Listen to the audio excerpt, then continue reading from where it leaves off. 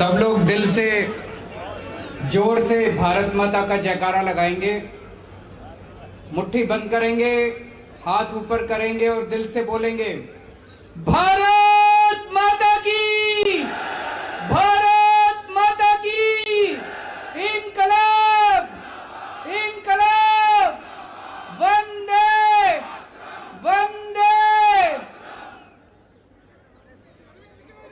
मंच पे मौजूद पंजाब के मुख्यमंत्री और मेरे छोटे भाई सरदार भगवंत मान जी, मंच पे मौजूद हमारी पार्टी की पॉलिटिकल अफेयर्स कमेटी के सभी सदस्यगण, आज यहाँ पे आए हुए सभी दिल्ली सरकार और पंजाब सरकार के सभी कैबिनेट मंत्री, पंजाब से आए हुए और दिल्ली के सभी एमएलए और सभी भाइयों बहनों माताओं बुजुर्गों बच्चों, आप सब लोगों को मेरा नमस्कार, सबको मेरा प्रणाम। दोस्तों, आज 3 महान हस्तियों का शहादत दिवस है। शहीद आजम भगत सिंह, सुखदेव, राजगुरु, उन लोगों ने आज सुप्रीम कुर्बानी दी थी हमारे देश को आजाद कराने के लिए। मैं सोच रहा था, सोच के देखो जरा, फांसी पे चढ़ना कितना मुश्किल होता होगा। एक छोटी सी चींटी अगर हमारे को काट जाए तो हमें दर्द होता है, फांसी पे चढ़ के अपनी जान दे देना कितनी बड़ी बात है, कितनी बड़ी बात है। उसके लिए अलग किस्म का जज्बा चाहिए। और जब वो लोग फांसी पे चढ़ रहे थे, उनके दिल में क्या विचार होंगे आप सोच के देखिए। उनके दिल में भारत का सपना था।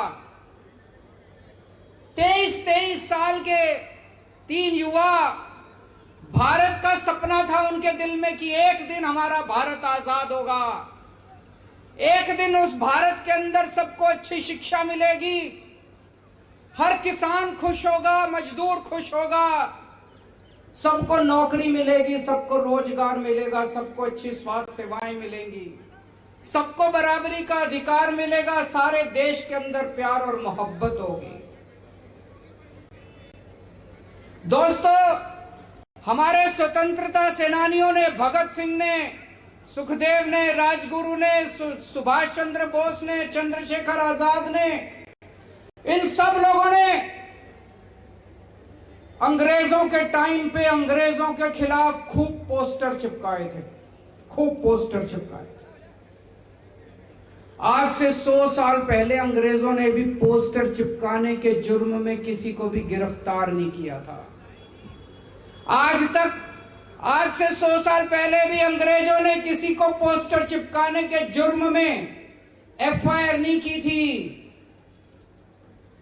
भगत सिंह ने सोचा भी नहीं था कि एक ऐसा भारत बनेगा आज से 100 साल के बाद, कि एक ऐसा प्रधानमंत्री आएगा कि पोस्टर चिपकाने के जुर्म में 138 एफआईआर हो जाएंगी। 138 एफआईआर। इस देश के अंदर किसी महिला के साथ कुछ गलत काम हो जाए तो एफआईआर दर्ज कराना नानी याद आ जाती है। इस देश के अंदर चोरी हो जाए, डकैती हो जाए, कोई छीना झपटी हो जाए, मारपीट हो जाए, मर्डर हो जाए तो एफआईआर नहीं होती। 24 घंटे के अंदर पोस्टर चिपकाने के जुर्म में 138 एफआईआर।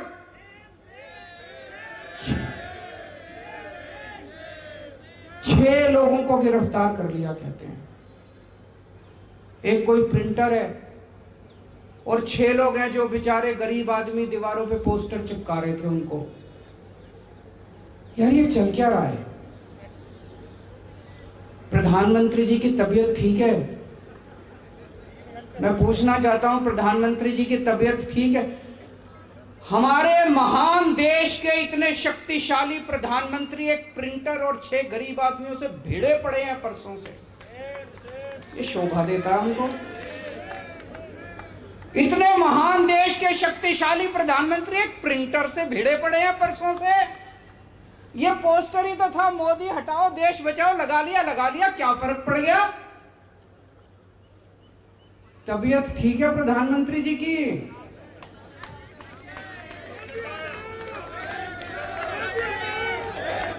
इतना डर किस बात का डर है प्रधानमंत्री को? इतनी इनसिक्योरिटी, इतने इनसिक्योर हैं, लोगों को पकड़ पकड़ के जेल में डाल रहे हैं। एक मेरे को बीजेपी वाला मिला, कहता है सर प्रधानमंत्री मोदी जी 18 घंटे काम करते हैं। मैंने कहा यार कैसे मैनेज करते हैं, सोते कब हैं? कहता जी 3 घंटे सोते हैं। मैंने कहा काम कैसे चलता है? 3 घंटे में तो किसी इंसान का काम नहीं चलता, 3 घंटे की नींद से तो 6 घंटे की नींद जो चाहिए होती है। मैंने कहा 3 घंटे की नींद से तो काम नहीं चलता। बोला जी उनको दैवी शक्ति मिली हुई है। मैंने कहा पगले ये दैवी शक्ति नहीं कहते, इसको नींद की बीमारी कहते हैं। प्रधानमंत्री जी को बोलो ठीक से सोया करें, नींद नहीं आती तो नींद की गोली ले लिया करें, किसी अच्छे डॉक्टर को दिखा लें। अगर प्रधानमंत्री जी ठीक से सोएंगे नहीं तो सारा दिन चिड़चिड़े रहते हैं। कभी उनको हंसते देखा है? सारा दिन चिड़चिड़े रहते हैं, गुस्सा आया रहता है, इसको जेल में डालो, इसको जेल में डालो, उसको सवेरे से शाम तक बस जेल में डालो, जेल में डालो, जेल में डालो। तो मैं भगवान से प्रार्थना करता हूं कि प्रधानमंत्री जी स्वस्थ रहें। हमारे देश के प्रधानमंत्री स्वस्थ होंगे तभी देश तरक्की करेगा। आज इन्होंने, बीजेपी वालों ने मेरे खिलाफ भी बहुत पोस्टर लगा दिए पूरी दिल्ली में। मीडिया वाले आए, पता चला कोई पुलिस उनको, मेरी सारे पुलिस वालों से विनती है हाथ जोड़ के किसी को गिरफ्तार मत करना। जनता का हक है पोस्टर लगाना। केजरीवाल अच्छे काम करेगा तो जनता जय जयकार करेगी, केजरीवाल बुरे काम करेगा तो जनता पोस्टर भी लगाएगी मेरे खिलाफ। लगाए मेरे खिलाफ पोस्टर, मेरे को कोई आपत्ति नहीं है, कोई एफआईआर नहीं होगी, किसी को गिरफ्तार नहीं किया जाएगा। और मैं प्रधानमंत्री जी से निवेदन करता हूं, उन बेचारों को छोड़ दो यार, वो 6 गिरफ्तार कर रखे हैं, उनको छोड़ दो। थोड़ा सा मोदी जी थोड़ा बड़ा दिल दिखाओ, उन 6 को छोड़ दो, गिरफ्तार कर रखे उन लोगों को। हैं जी, अभी आएंगे उस पे। आज देश की सबसे बड़ी समस्या भ्रष्टाचार है। इतना भ्रष्टाचार हो गया, इतना भ्रष्टाचार हो गया।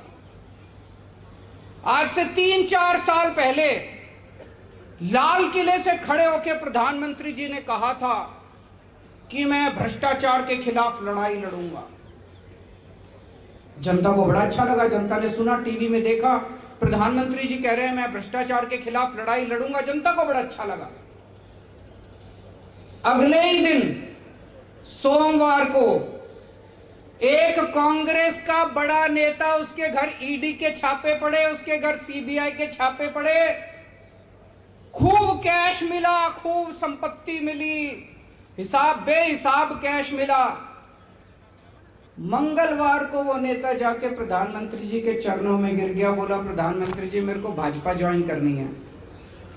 बुधवार को उसने भाजपा ज्वाइन कर ली, बृहस्पतिवार को उसके सारे केस बंद कर दिए।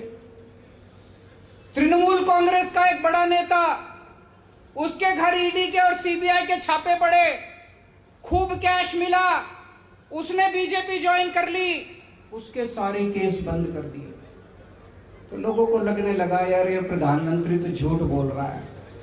कह रहे थे मैं भ्रष्टाचार के खिलाफ लड़ूंगा, ये कोई भ्रष्टाचार के खिलाफ लड़ रहे हैं। तो पूरे देश में एक राज्य के अंदर 8 एमएलए इन्होंने ईडी सीबीआई भेज के छापे मारे, उनको सारों को अपनी पार्टी में शामिल करा लिया। एक और राज्य के अंदर 20 एमएलए उन्होंने अपनी पार्टी में शामिल करा लिए। तो प्रधानमंत्री जी का मैसेज साफ है। मोदी जी कह रहे हैं मेरे को भ्रष्टाचार से परहेज नहीं है, करो भ्रष्टाचार, खूब भ्रष्टाचार करो, लेकिन मेरी पार्टी में आके करो, बाहर रह के नहीं करने दूंगा। दूसरी पार्टी में भ्रष्टाचार नहीं चलेगा, जो भ्रष्टाचार करना है मेरी पार्टी में आके भ्रष्टाचार करो। बीजेपी में जितना भ्रष्टाचार करो खुली छूट है, कोई ईडी नहीं, कोई सीबीआई नहीं, खुलेआम भ्रष्टाचार करो। ये भ्रष्टाचार से लड़ाई करेंगे। इनके एक नेता हैं कर्नाटक में, उनके घर पे रेड हो गई, पता नहीं कैसे हो गई, मेरे को तो यही नहीं समझ आ रहा वो पहुंच कैसे गए। उसके घर रेड में उसे उम्मीद ही नहीं थी रेड होगी। 8 करोड़ रुपए कैश मिला, 8 करोड़ रुपए, 8 करोड़ कैश मिला। अगले दिन बेल हो गई, कोई गिरफ्तारी नहीं, कुछ नहीं। मनीष सिसोदिया के घर एक नया पैसा नहीं मिला। मनीष सिसोदिया के घर 3-3 बार रेड करी, एक नया पैसा नहीं मिला। बैंक लॉकर से पैसा नहीं मिला, उनके गांव में कुछ नहीं मिला। आज तक मनीष सिसोदिया की बेल नहीं हो रही। सतेंद्र जैन के घर रेड करी, एक नया पैसा नहीं मिला। 3-3 बार रेड हुई, एक नया पैसा नहीं मिला।